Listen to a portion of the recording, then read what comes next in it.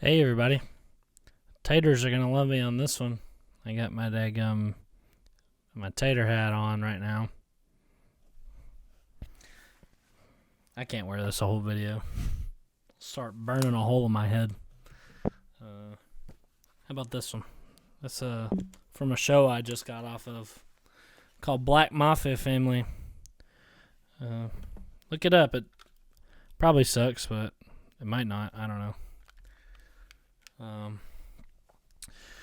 lot of talk going on today about the daggum Bulldogs, the kings of the offseason.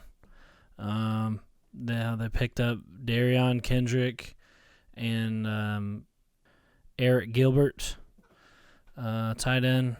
And Bulldogs fans are going crazy on Facebook, Instagram, Twitter, whatever it is, YouTube especially. I'm getting blown up all day about friggin' UGA fans, all so excited about these two transfers they landed today. And the rest of the college football world is subjected to here and there barking, as we always are. We hear it every year. Ought to be used to it by now, but I thought I'd make a quick video and talk about it some because it does irritate me. Bulldogs get on my nerves. I don't know if there's a team that's been. I don't know if there's a better. Is there a better team in any offseason ever than consistently in every offseason than the Bulldogs? I don't think so. They're beating their chests and super excited over. Well, let's start with Darion Kendrick from Clemson. Yes, they come from the Tater. Can't wear the hat for an extended amount of time. Don't worry, it'll come back. Week 1, September 4th. I'll be a Tater. I'll be the biggest Tater fan you've ever seen that day. But, okay, so Clemson gets rid of this player because he has you can't write it any better than this, I don't think. Clemson gets this player that's pretty much a scumbag, and Clemson, not exactly known for their upstanding moral, whatever you want to call it. So they're a program that does what they want, that does what they need to do to win. So if they get rid of this player, it must be pretty bad. And who comes through but the Georgia Bulldogs to pluck him out of the dumpster and grab him? And hey, I'm not even gonna lie. Derion Kendrick is a huge get for Georgia, especially with their suspect secondary coming into in the offseason or whatever.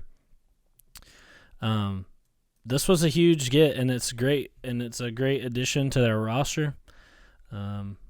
It's going to be an impact player if he doesn't get arrested by the time the season starts. I mean, God, you think that Georgia is blueprinting their program off of Miami or something? They're the new Criminal U. You got. You can't write it any better than this. You got a team full of criminals going on right now. First, you got scumbag George Pickens, who starts fights and just does scummy things, and I can't stand George Pickens. Everybody knows that. I've made that clear. Then you got Jermaine Burton stealing parking boots in the offseason. Now you got these transfers coming in. It's just, kicked off of the Tater team. God, yeah, beat your chest over that. He'll probably be in jail by the time, like he's gonna go to Georgia to get reformed. Are you kidding me? He'll be treated like a king there. He'll probably get away with a lot, and then he'll keep pushing his boundaries with the cops or something until he does something that can't be ignored. He'll get thrown in jail, and there goes your amazing star player. And you look stupid.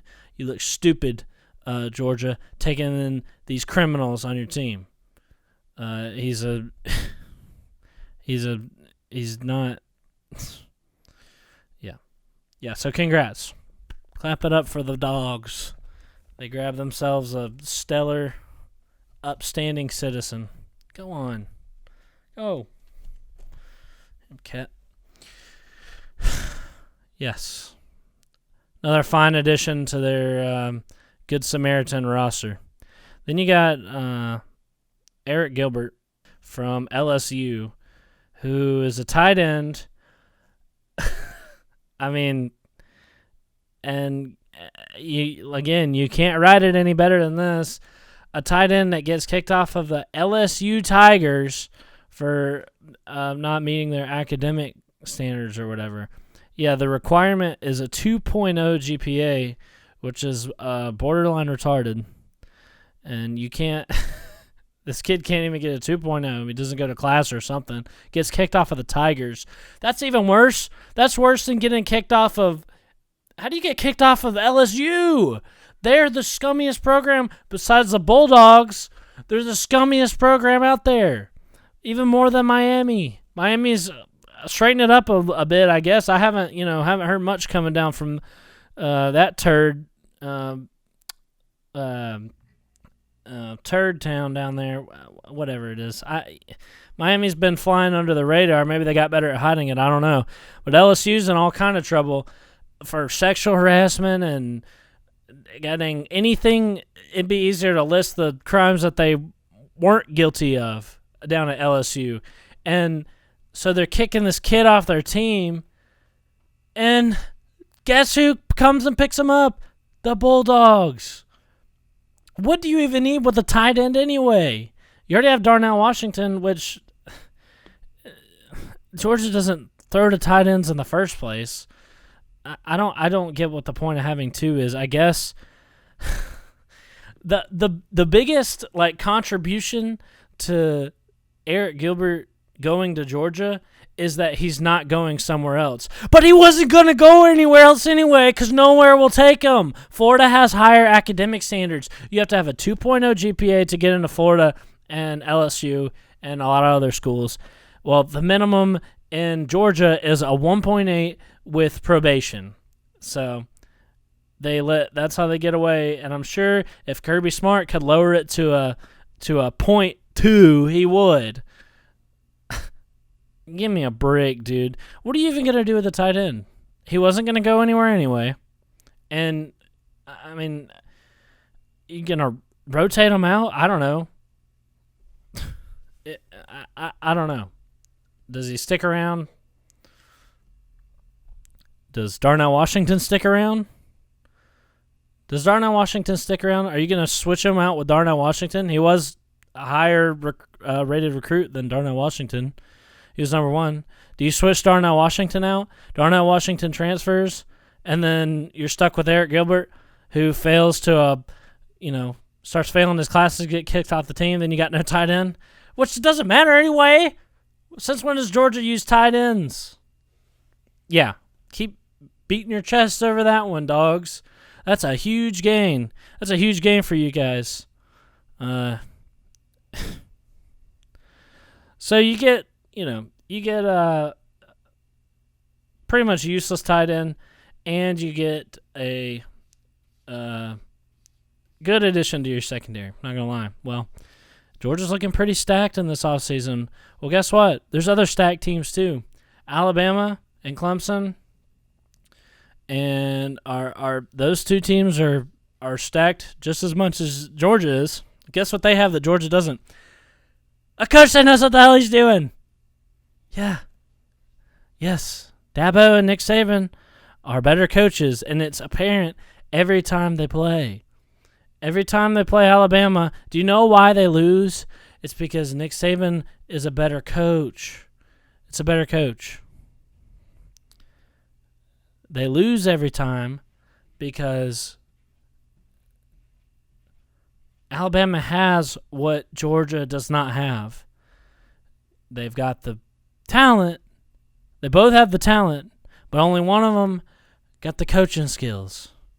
Now, your talent's able to get you by in most cases, in most situations, but when you play teams that got coaches that know what the hell they're doing and also have the talent and depth to keep up with you, this is what happens, and that's why you're losing week one. That's why I'm so stoked for the freaking Taters to come in and put the hurt on you. I can't wait. Maybe you'll shut up then. Who am I kidding? You're not gonna shut up. You're gonna find some more excuses, I guess. Anyway, got tired of hearing the friggin' Bulldogs hollering all day. Thought I'd jump on here and straighten some things out. Go Tigers, week 1. I mean, we all know it's coming. We all know what's coming. Bulldogs are losing that, and it's not. It's gonna be really funny when they get upset, and yeah. Not to mention, Dan Mullen got a this news kind of overshadows Dan Mullen getting his contract extended. As far as that goes, it's a good idea for Florida to do it. It's a good idea. Dan Mullen has come in there and elevated their program. I mean, he's good at developing talent. Not the best recruiter, no, not at all. Which is concerning, but he can develop talent too. And he's come in and beat all of the major Florida rivals. The only thing is getting rid of Grantham, which he needs to do.